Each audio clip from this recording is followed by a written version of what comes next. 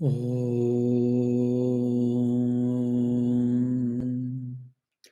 Asato ma sadgamaya tamaso ma jyotirgamaya mrityorma amrutangamaya. Om Shanti Shanti Shanti.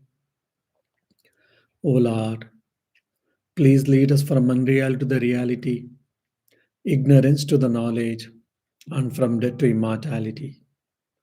Om, peace, peace, peace. Dear devotees, in the last class, we did try to discuss about the Yama and Niyama, which is the part of the Patanjali's Ashtanga Yoga. Yama is like observances, and the Niyama is what not to do, or the disciplines we can say. So, this Yama and Niyama, after discussing Patanjali, interestingly, he discusses about the asana actually, which is, the present day, asana has become very famous. So much so that the yoga asana has been almost equated with the yoga system itself. And we have got International Yoga Day also. But though it is a good practice, but in Patanjali Yoga Sutra scheme, in the Patanjali, in his Yoga Sutra, did he give so much importance to asana? Or what importance he has given to asana is very interesting actually. So asana, just he finishes in one sutra, Stiram Sukham Asanam. Means motionless and agreeable form of staying is what posture. So realizing our samadhi, nirvikalpa samadhi or savikalpa samadhi or nirvikalpa samadhi is the final goal of the yoga. Or in other words, nirodha, self-mastery over the mind is what the aim and goal of the yoga. For that, yama is observances and the niyama is disciplines. After doing these two, so now he is coming to physical body. So, in a physical body, say if you are supposed to sit for meditation, you are supposed to sit straight and you are supposed to sit still. Say, for example, in the meditation, if you are shaking your body or your neck or your hands and limbs, legs and all continuously or time and again, then that will definitely affect our concentration. Then definitely it affects our quality of the meditation. For that, what we should do, we should have a right posture. Either the Patanjali gives a list of postures which can be used for meditation. This reminds me of Swami Yatishwaranandaji, who was one of the vice president, was known as Brahmagnani. He used to sit for hours together, 5 to 6, cross-legged, without even shaking the body even once, in with 5 to 6 hours of meditation. And he has written in his diary one day that during the meditation, I heard today the bell sound from inside. It didn't mean that there was a temple bell or the church bell. He started hearing the bell sound inside. Means that is anahata dhvani, we say, that experience. And I think elsewhere he also mentions that he did hear that anahata dhvani in the form of onkara. Now he had a very disciplined life. Apart from that, 5 to 6 hours, he was able to sit in a one posture without shaking his limbs or a body or the neck. So if you can sit in a steady posture in a good amount of time, maybe 30 minutes or 45 minutes or 1 hour, 2 hour, that is what asana. So in the meditative life, the spiritual leaders and the saints, they say that asana siddhi. Even in India, when you go for the Uttarakhand, the northern part of India, when you were discussing about the meditation and all, they ask, Babaji, aapka asan siddhi ho gaya kya? Oh, you want to do deep meditation? Fine. So have you got established in posture, asan siddhi? Means, can you sit for at least 1 or 2 hours without shaking your body, shaking your limbs? That's what they mean is. So perfection of asana is very important for the meditation state. Now, there's also one more interesting point here why we are not able to meditate. Most of us, we all think about it, we all would like to meditate, but we all say that we cannot meditate. Swamiji, I'm trying for a long time, 2 or 3 years, or even 10 years, 15 years. I'm not able to get complete concentration, or I'm not able to plunge my mind in meditation. We think this, we have this problem. Why? Because we are not following these disciplines. In this Ashtanga yoga, the meditation comes in the seventh stage. Before that, you are supposed to practice yama, you are supposed to practice niyama, and you are supposed to practice asana, pranayama, pratyahara, dharana. Then dhyana comes. So, without this, any basic disciplines, without any of these preparations, we want to go directly. Just like without having a first standard, second standard, third standard, we want to go directly for the junior certificate or secondary living certificate or the degree. That's what we are trying, and that's where we are unable to meditate for a long time or in the persistent or consistently. So, what do you mean Sthirasukham Asanam? So, the Patanjali and the Vyasa, the Vyasa's commentary tells very clearly one should have a perfection in the asana.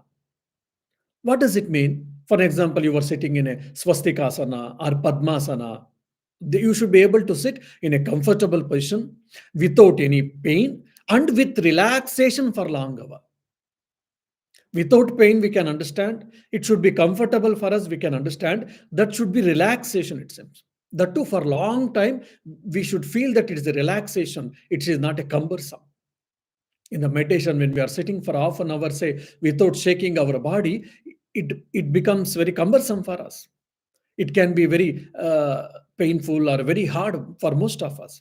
But Patanjali and Vyasa, both of them are saying that it should be relaxation. But Vyasa also very clearly discusses in his commentary on this particular sutra. Vyasa also says that initially we will have pain in our body, or in maybe hand pain or leg pain or some knee pain and some shakiness. All these things will be there, no doubt.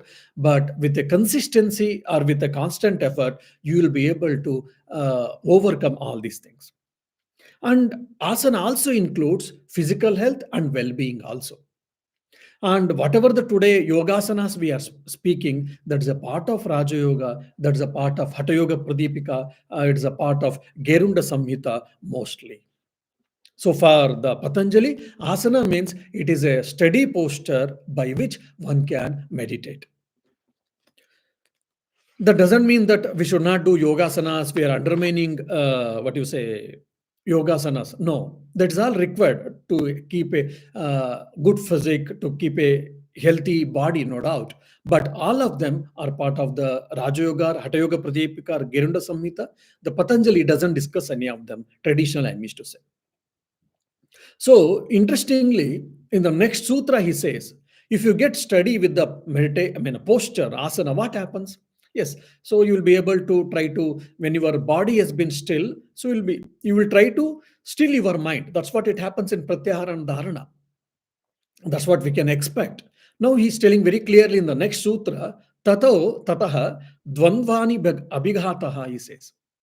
Means if you are perfect, if you attain the perfection in asana, in the steady posture, what happens?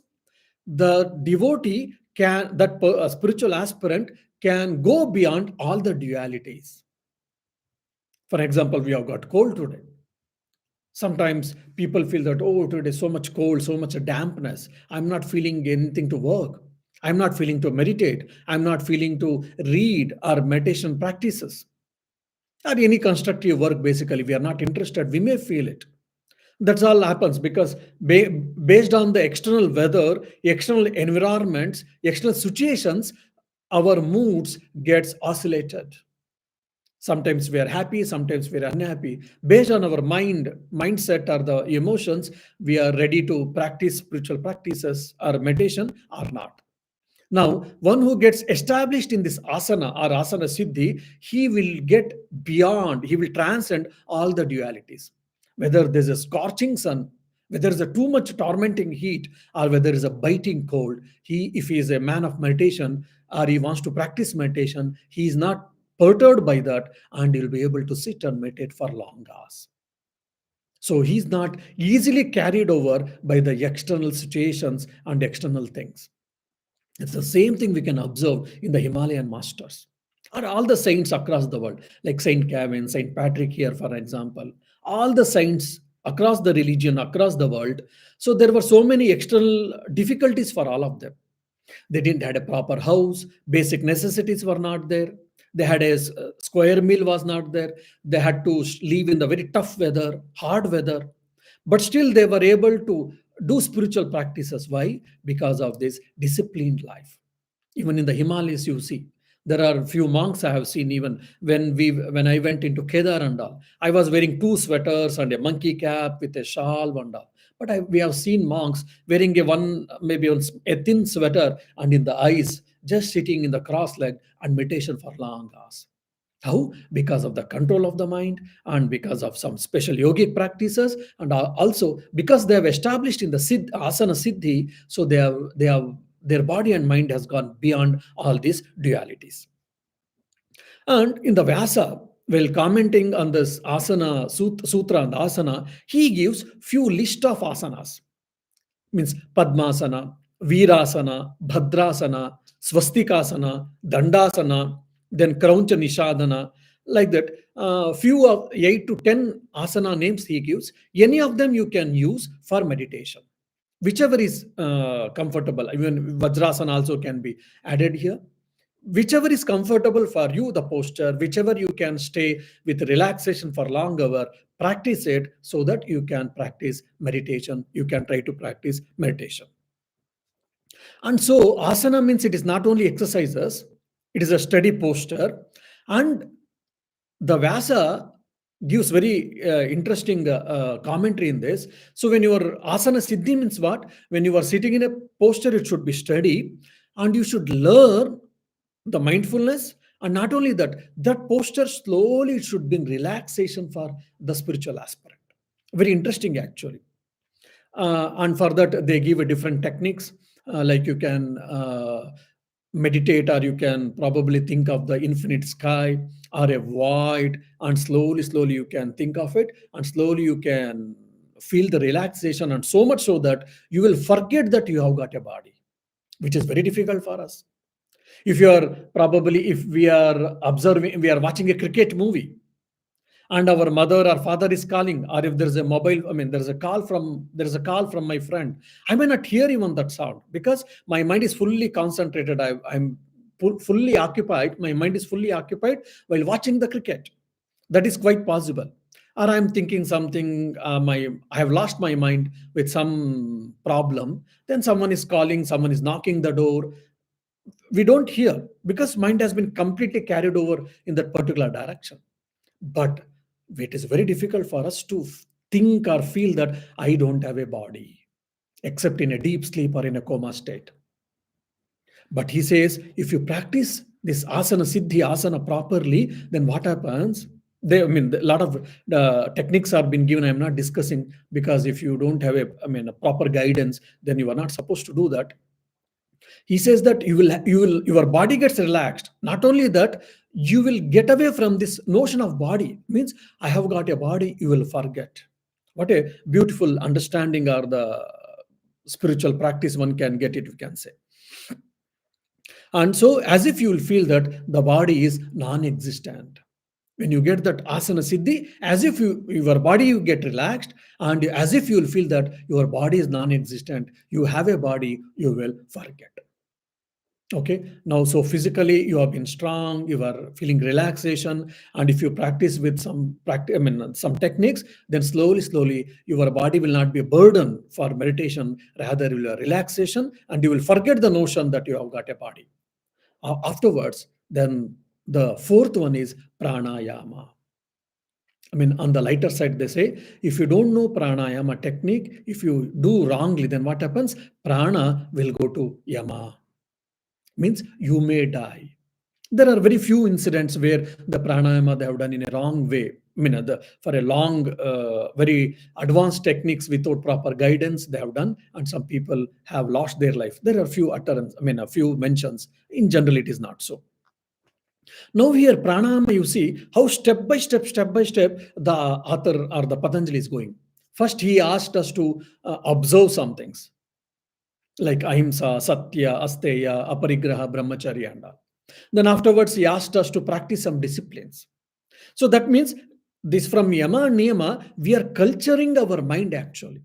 We are culturing our emotions. We are culturing our thinking pattern to certain extent. Afterwards, to certain extent, body and mind is been stable, and through asana, you are trying to what you say fix your body in a right way or make it healthy, relaxing. Now, from the physical level, now the author is going to the energy level, which is got pranayama. Prana is what? Nothing but vital energy. So in the pranayama, what we are doing that we are gathering the energy. In the, for example, convex lens and concave lens. For example, there's a good sun. You throw a piece of paper outside in the convex, I mean, outside on the soil, on the earth. Nothing happens. But you bring a convex lens and you keep on from a distance you keep on focusing on the paper. After some time, the paper gets starts getting burned. I mean, get burned. Why? Because the sun rays got converged, and the amount of heat got increased. As a result, the paper got fire. So there, the energy got converged. So similarly, in the pranayama, what is happening? We are trying to converge our prana shakti, the vital energy. So here, regulation of the prana, we are doing it. Now, when we say pranayama, generally kumbhaka, preraka, kumbhaka, rechaka has been discussed, and some of you might know already. I mean, what do you say? Puraka. Puraka means inhalation, and kumbhaka means retention, and rechaka means exhalation. And again, it is interestingly, this is a part of Hatha Yoga. This has not been discussed by Patanjali at all. Today, Puraka Kumbhaka Rechaka is often discussed, often mentioned, often practiced by all the yoga teachers. Fine, I'm not saying there is any mistake, there is no wrong in that. But traditionally, this has not been discussed in any way from the Patanjali or from the Vyasa from in his commentary. It is a later addition. There is no wrong in that. I would only would like to mention that there's only later addition. Then what did Patanjali speaks in pranayama? He speaks of abhyantara vritti, stambha vritti, bahya vritti. I will discuss what does it mean. Now, once body is steady, now the author is asking us, or the Patanjali is asking us to control your pranic energy. When you are able to control your pranic energy, then what happens? It will be easy for you to control your mind. For example, you are exhausted. When you are exhausted, when you are asked to do some creative work or some bigger work or very meditation and etc., it becomes too difficult for all of us.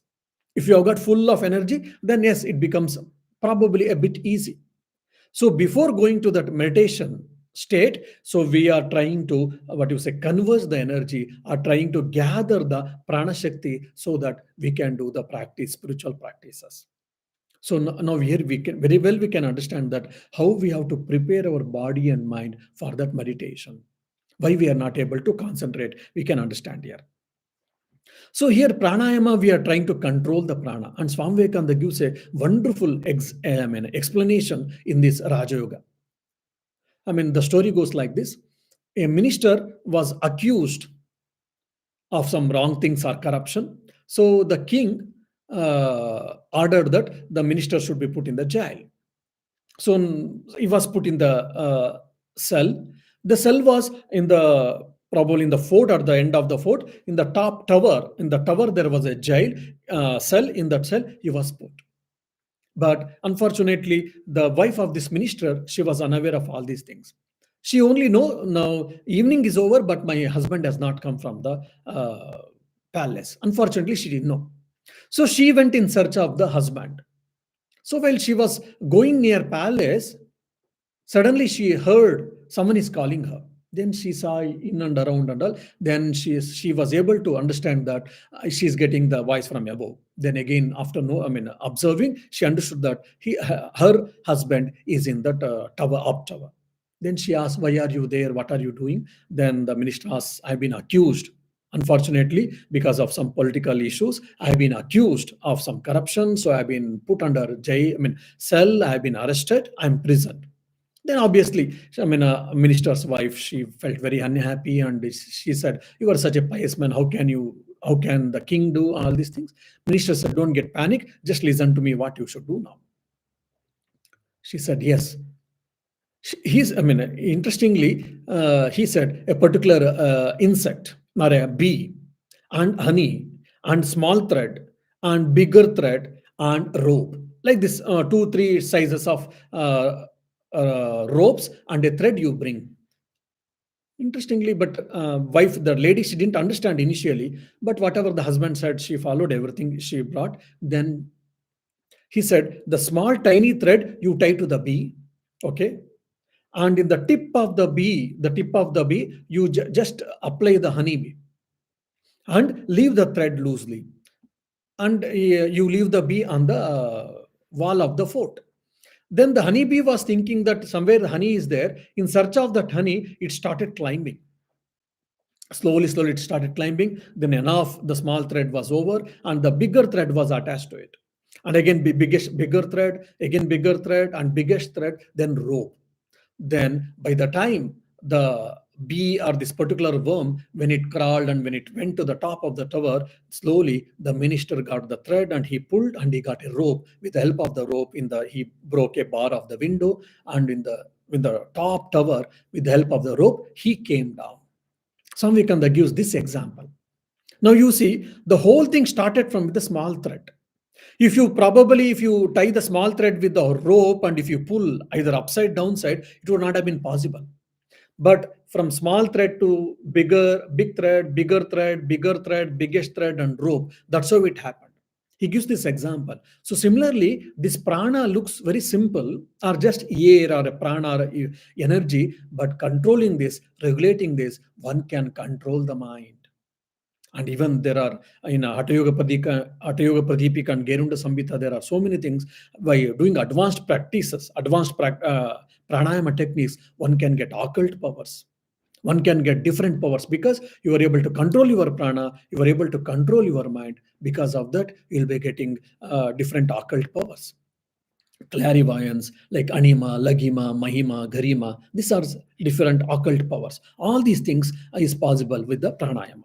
No, but Patanjali's intention is very clear. It is to converge or to, what do you say, to collect the energy so that you'll be able to, it can be diverted towards the meditation.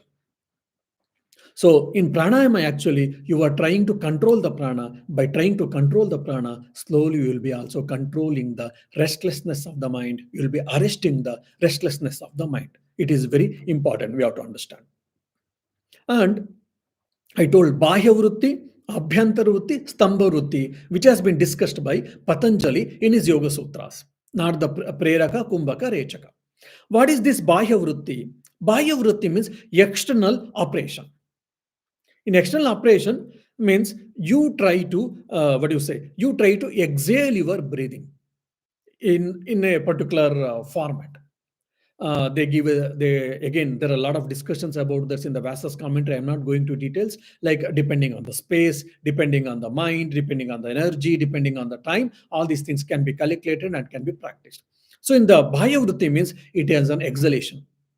Just for our sake, I'm oversimplifying it. Exhalation means you are exhaling the breath completely. As much as possible, you are exhaling the breath. After the Bahya Vritti, then I am practicing Abhyantar Vritti. That is suppression, Stambha Vritti. Stambha Vritti or suppression means you are trying to control your nose or controlling the breathing. So first you exhaled all your breath and you are controlling, you closed your nose and you are doing the retention. Suppression, he says. So that means you are not either inhaling or not exhaling. Then afterwards, Abhyantar Vritti, internal operation. That is slowly you are inhaling the breath. Now, anyone, when first time when you listen, okay, exhaling the breath, suppression and inhaling, exhaling and suppressing. By doing this, how one can control the mind, how one can control the energy, it is a very interesting question. So if you can, even our Shambhavi Mudra, Kechaki Mudra, all these things are involved in all this. For an example, yourself, just simply 15, 20 times inhale and exhale. If you do, yourself, you will be able to understand, you will get bit energy because the flow of oxygen in the body becomes better. And your, what do you say, pranayama, that is your, the flow of prana becomes rhythmic to certain extent. And this because when the both the nostrils, the air is going, then your Chandra Nadi and Surya Nadi, the two nadis which are parallel to the Sushumna Nadi, so that becomes active, then your body and mind gets balanced. That is the reason by pranayama, you'll be able to balance your body, balance your energy, vital energy, balance your mind. It is very, very important. But in generally, except yogis, for most of us, either will be, if you observe, will be able to understand yourself, either from the left nostril you will be breathing mostly, or from the right nostril you will be breathing mostly. Sometimes it oscillates, it changes, it shifts also, but otherwise from both the nostrils equally we don't breathe. So by doing pranayama regularly, what happens? You'll be able to breathe from the both the nostrils. It will help to, it will balance your Chandranadi and Surya Nadi. So it will help your body temperature. It help your controlling of the mind. So this is what very important in the pranayama. And while discussing this, Vyasa gives, and Patanjali and Vyasa, both of them, they tell, while doing this, you can also practice the mindfulness.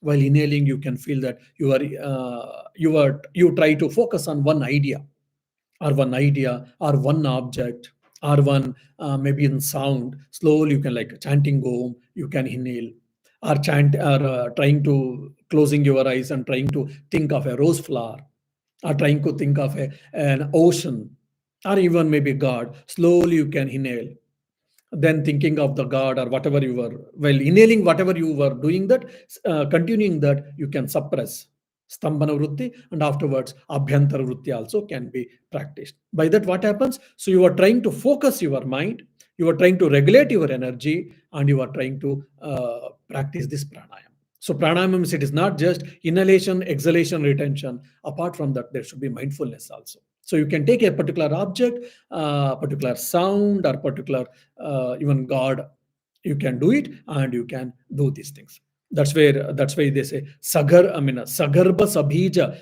pranayama. Means when you do with the mantra, particular mantra it is called, and without mantra it is agarbha or abhija in the pranayama which has been given by Vyasa.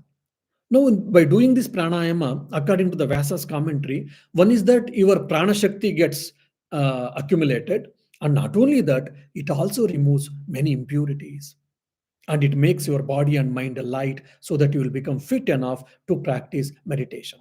Not for realization, you become fit to practice meditation. So this is very, very important.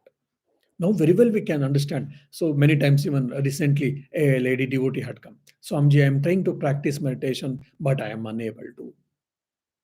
When are you practicing meditation? Oh, morning I am too busy. Okay. So I'm practicing evening, Swamiji. I said, fine, fair enough.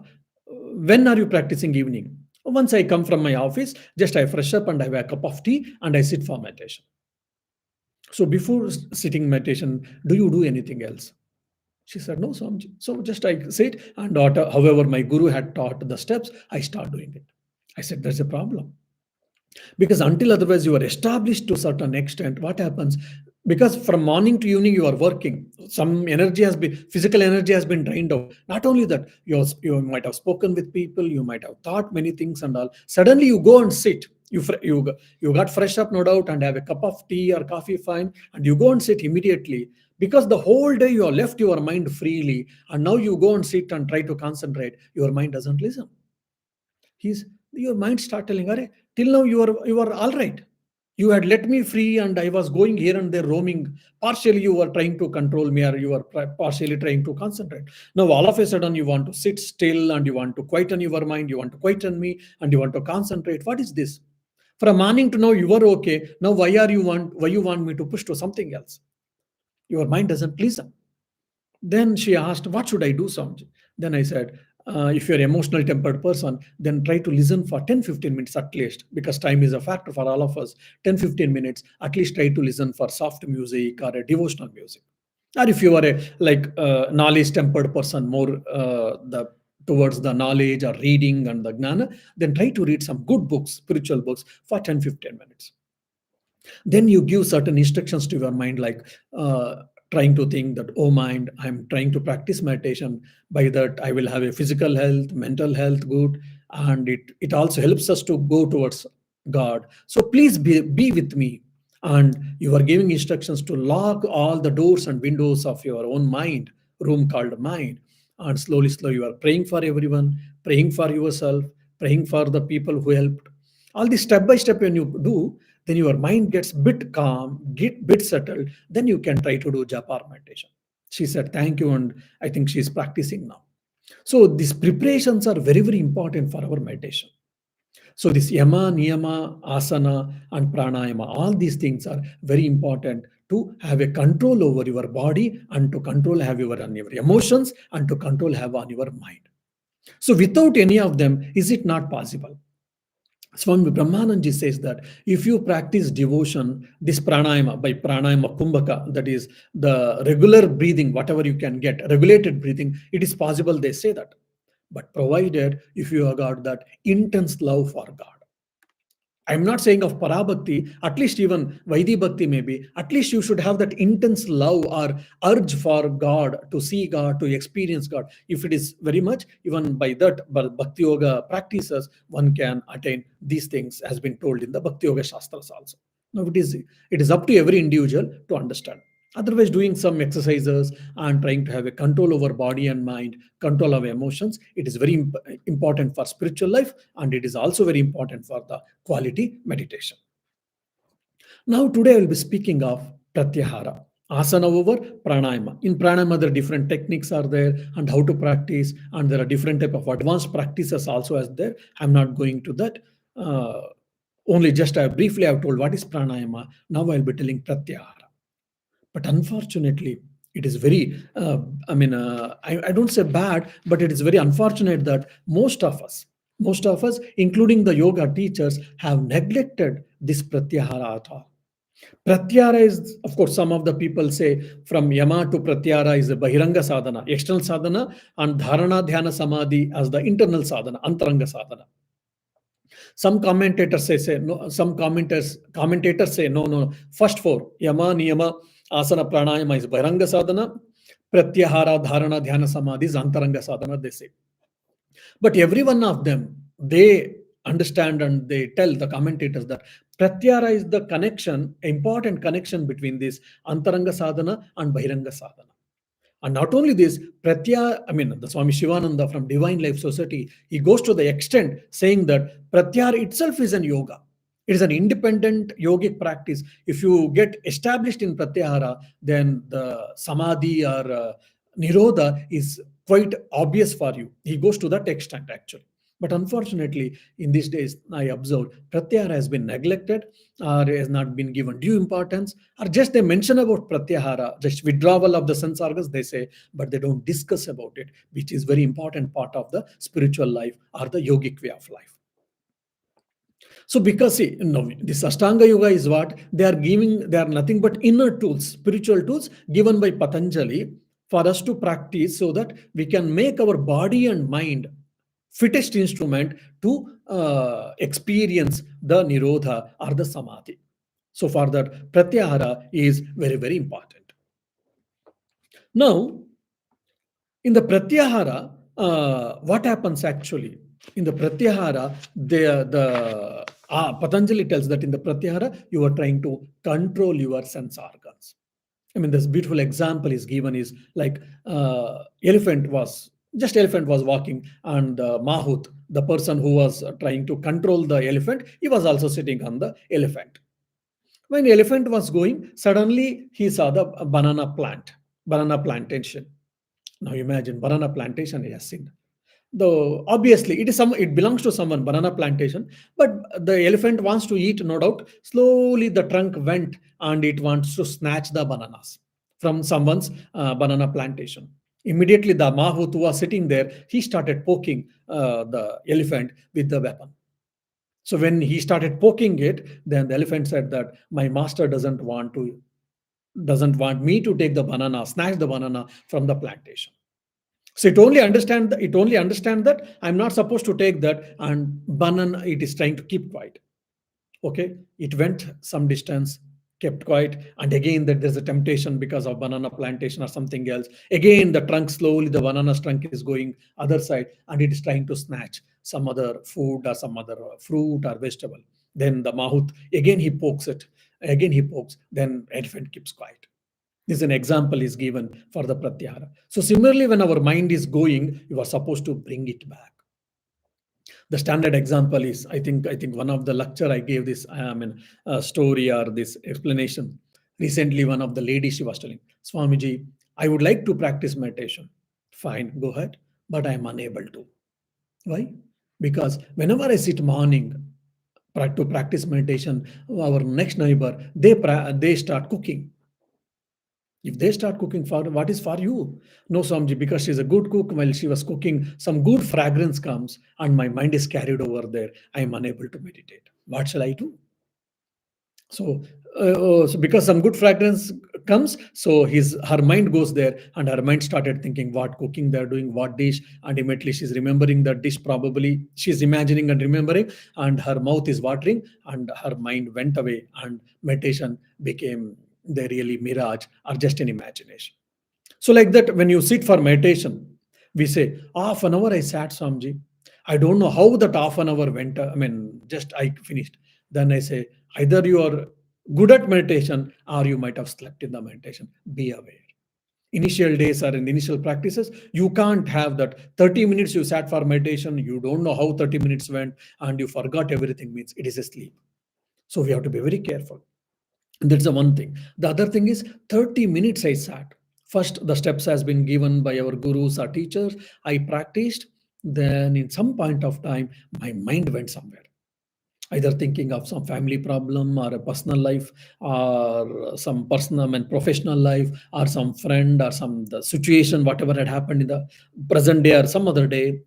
Or basically, the mind is the fastest instrument in the world. It travels, and it went and it made the world tour, and it came back by the time 20-25 minutes over. You sat even 1 or 2 or 5 seconds, you might have thought on the object of meditation, but rest of the time it had done the world tour. If you're not careful enough, most of our meditations, that's what happens. So that's where pratyahara is very, very important. So most of us, we are not even getting established in pratyahara, then what to speak of dhyana? Before that, even dharana else is there. So in Pratyahara, what the Patanjali is telling that, okay, you sat for meditation. Say you are trying to think on Shiva, Lord Shiva, in a beautiful form, and you are thinking, and you went to Kailasa. Then afterwards, you saw Parvati, you saw Ganesh, and etc., and you saw someone else, and your mind went away with that. Then you are supposed to be alert. Oh, no, no, no, I'm not supposed to go elsewhere. Then bring back your mind and try to fix again on the Shiva. Okay, 1 or 2 or 3 seconds or 5 seconds or 10 seconds was there. Again, mind went away. Then again, you have to bring back and try to bring back the mind. So bringing back again and again is what dharana. Pratyahara is you're trying to control your sense organs. When your sense organs is trying to go there, for example, you got a smell, so your mind went there, your sense organs went there you were supposed to withdraw your sense organs from that smell, so that your meditation is not disturbed. That is what pratyahara. So withdrawal of the senses. Pratyahara is a combination of the two words prati and ahara. Ahara means food, we all of us we know, or anything you take through your sense organs and including mind also. That is called ahara. Ahara means it is not only physical food. And prati, prati means it is against, away, against or away. So pratyahara means it is basically control of ahara, control of food. So here food means it is physical food, mental food, emotional food, intellectual food, spiritual food. All these things we can take here. So and pratyahara is defined as withdrawal from the senses, means sense organs of knowledge, sense organs of action, including the mind also. Now, in the yogic, there are three types of food, as I told. The first is physical food, the physical food, whatever we consume. And apart from that, the second food is called mental food, which is nothing but the impressions. I'm seeing so many things. Especially today in this present day, I've been watching TV. I'm watching mobile. I'm spending so much time in the internet. So when I'm seeing a movie, when I'm seeing a particular serial, or I'm seeing a particular documentary, so my mind is collecting, accumulating so many impressions. So all that impressions, whatever you were by seeing, you are watching a television. By watching, you are collecting impressions, and hearing some sounds, you are collecting some impressions. There also the lot of emotions are involved. That emotionals you are observing, and that is, you are. It has been created or you've been added to your mind. All these things are called impressions, samskaras. We say that is what the mental food. So we have to be very careful. Why many times we are not able to get sleep, we are not able to have a peace of mind. Why? Because our mind is disturbed.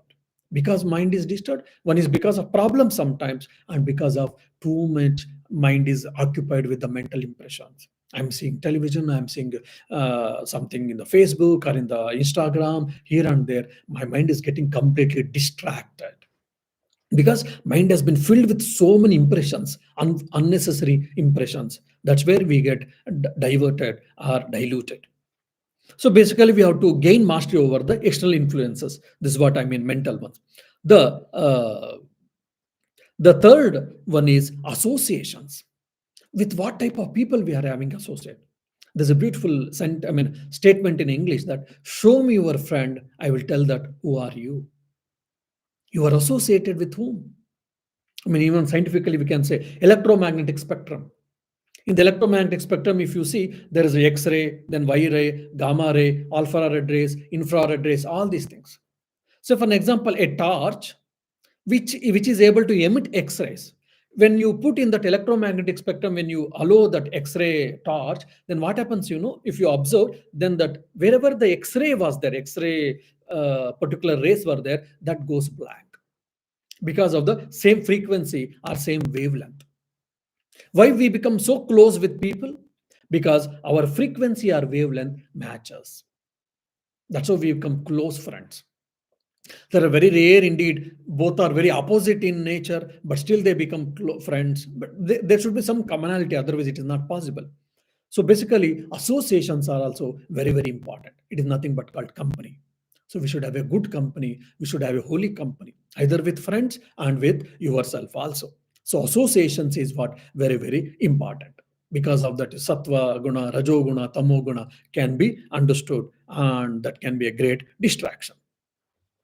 Now, this pratyahara also, in the commentators, they discusses pratyahara at the two levels. One is a general accepted that it is a withdrawal. It is a withdrawal of the senses, withdrawal from the food. And not only that, at the same time, feeding the mind with the right food. So pratyahara, it is nothing but abhyasa and vairagya, actually, in the other words. So pratyahara is withdrawal from the wrong food or unhealthy food. For example, withdrawal, not eating from the junk food, basically, and eating the right food, eating the healthy food. So both includes pratyahara according to the commentators. Patanjali tells pratyahara means withdrawal of the senses from the sense objects unnecessary. That's all he says. But when the commentators, when they are discussing this, they say that it is withdrawal from the senses, and also applying your mind, applying your sense organs in the right way, in the right action, with the right associations, with the right mental impressions is also pratyahara. Now, very well you can understand how important this pratyahara is. But unfortunately, we have not given enough attention. So, withdrawing our awareness, withdrawing our mind from the negative impressions, and also trying to practice or trying to introduce our mind, introducing our sense organs in the right, with the right impressions, with the good impressions, both should go hand in hand. That's what abhyasa and vairagya. So that what happens? Your mind gets strengthened, your emotions get strengthened, your willpower gets increased. Now, for this, four types of pratyahara has been discussed. One is indriya pratyahara, that is control of the sense organs. Then karma pratyahara, control of action. Then prana pratyahara, control of prana. And mano pratyahara, control of the mind or withdrawal of the mind, has been discussed. Now, indriya pratyahara means control of the sense organs. Now, in this free world, democratic world, in the free world, everything is available for us. For an example, you are, I mean, and especially you can see now today, our Facebook, YouTube, all the social medias. Whatever I'm seeing, similar video, similar type of videos has been prompted for us. For example, I'm seeing a video on Ramayana or Mahabharata or something spiritual videos. Then so many other spiritual videos will be prompted. Now someone is seeing some horror movies or horror documentaries. So these social medias, they have created, they have designed in such a way that so more and more horror movies and horror documentaries or videos, you will get a lot of prompting. So here you have to have the control of your sense organs. So what should I see? What should I not see? You should have a discrimination. It is, the world is like a supermarket. You go whatever you want, only you get it. You don't get whatever is available. Everything you don't get it. You don't get it. So similarly, so many things are available in this world. So whatever is healthy, whatever is required for you, whatever is good for you, conducive to your spiritual life, you have to accept it, you have to take it. And whatever is not conducive, you are not supposed to have it or take it. This is what called indriya pratyahara, control of the sense organs from the sense objects. So for an example, your mind wants to see some ugly video, or your mind is telling that you will see some ugly picture or ugly video, you should immediately control your sense organ called eye. No, don't see that. It doesn't befit you, or it diverts your mind. It is not a good thing. So basically, withdrawal of the sense organs is called pratyahara. So it is like computer or internet, television, newspapers, and social medias. All things are available. We have to be very discriminative. What should I see and what should I not watch or see? This is what the Indriya Pratyahara. Then Mano Pratyahara told, very, very important, it is creating right impressions in our mind. See, every object, it creates impression with all of us. We are not dumb people, actually. For example, when you see a rose flower creates an impression for all of us. It depends on our mind, actually. For example, you are what do you say, the lover of nature. Then when you see a rose flower, you see how beautiful nature is, and you enjoy the rose flower. Then an adolescent or a young person who is been struck with this love affair, then when he sees a rose flower, immediately he starts thinking that he can give that rose flower to a lover. Now a person is a devotee. Then when he sees a rose flower, he thinks that how beautiful this rose flower is. Why can't I offer at the lotus feet of the Lord?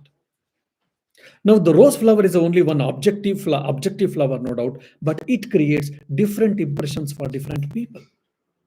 So, similarly, every object creates impressions for all of us, in all of us. That is depend on our samskaras, or on our nature of the body and mind, nature of the mind, basically. So, we have to be very careful about it, what impressions we are accumulating, collecting in our mind. This is called manopratyahara. So trying to say good, trying to be good, and trying to say positive in everything is what Mano Pratyahara actually. So that means I am trying to see that divine principle, the cosmic principle, or the goodness in everything. This is what called Mano Pratyahara. So it is a intake of the right impressions. If some impression if it is not good, it is not conducive to spiritual life, it should be avoided. For example, junk food. Junk food, by tasting, it is very tasty, very delicious, no doubt, but it kills your health, physical health. Then better I should avoid. Similarly, a lot of mental junk foods are also available today in this present internet world. So we should avoid them. Otherwise, mental health goes bad. Because strong sensations can disturb our mind, can disturb the balance of our mind. We have to be very careful. And even Ayurveda, they go to the extent saying that strong impressions are the main food for our mind, not the physical food. The strong impressions are our real food for our mind. So you have to be very careful what impressions you take or you collect every day.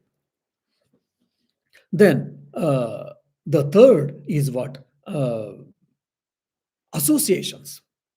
What type of associations you are creating with everything? When you might be seeing so many things from dawn to dusk. So what type of impressions associations you are making? As I already told, show me your friend, I will tell that who are you. So with what type of people you are creating association is also very, very important. So for example, you're working in an office, some colleague is there. Now you understand that he's not of good nature, but you can't avoid, you have to work with them. So you can maintain the pen friendship, but more than so far, no further you can be there. So, but if you want to allow someone to be near to you, close to you, or you are getting close to them, then you have to be very careful about their nature, about their character or personality. You need not be judgmental, but be aware of them, and accordingly, you can create association or the friendship. That's what the Patanjali or the Vyasa commentary on the Pratyahara in the Patanjali Yoga Sutra, they say.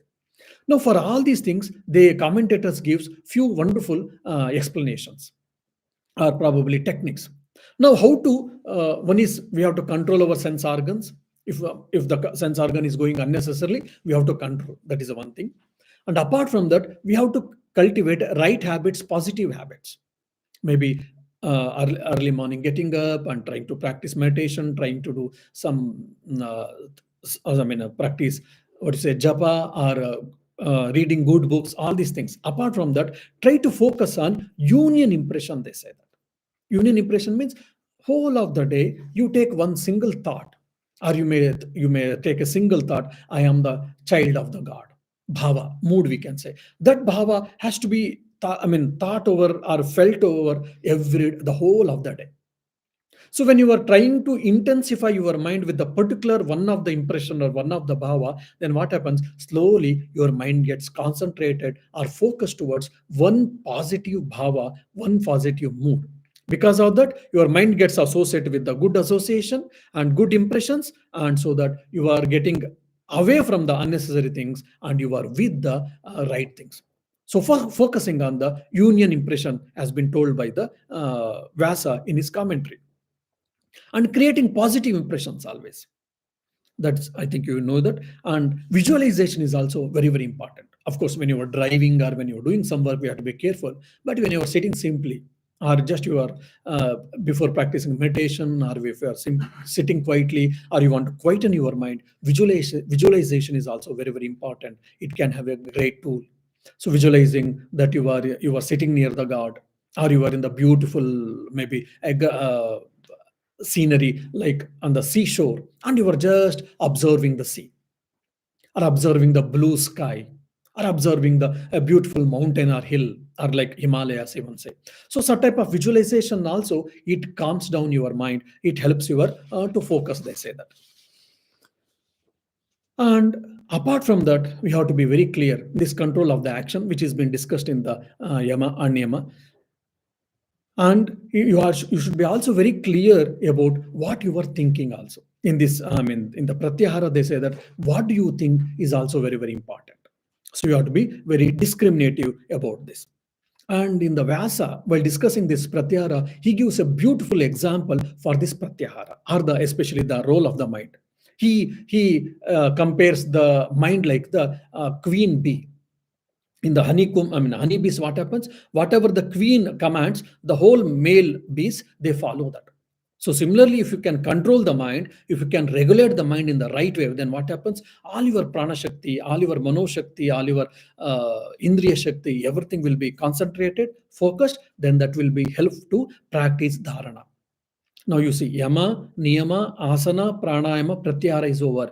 Dharana is what? We try to focus the mind for few moments actually. If you, in the Patanjali Sutra, they tell very clearly, if you can concentrate your mind on an object for 12 seconds, 12 seconds, then you are good at dharana, or sorry, dhyana. Just 12 seconds, if you can concentrate on a particular object, then you are established in the dhyana. 12 seconds dharana, 144 seconds dhyana into 12 is samadhi, it seems. 12 into 12 into 12. If you go there, then you are samadhi. So 12 seconds, if you can concentrate on a particular object, you have got a mastery over the dharana. But Vyasa tells very clearly, most of us, even we are not able to concentrate our mind for 12 seconds on a particular object. Then 144 seconds, if you can concentrate on a particular object, on a particular idea, that means you are established in the meditation, in the dhyana. So these are all very prerequisites, which are very essential and very basic. If we can probably understand these things and practice this yama niyama, pratyahara, all these things, then definitely our mind becomes fit, and we'll be able to meditate, and our meditation and the quality of the meditation becomes better. May the God and Patanjali bless all of us so that we shall be able to understand them and practice the path of meditation, and so that we can experience who am I and what is my real nature. Om Shanti Shanti Shanti. Harihi Om Tat Sat. Shri Rama Krishna Arpanamastu.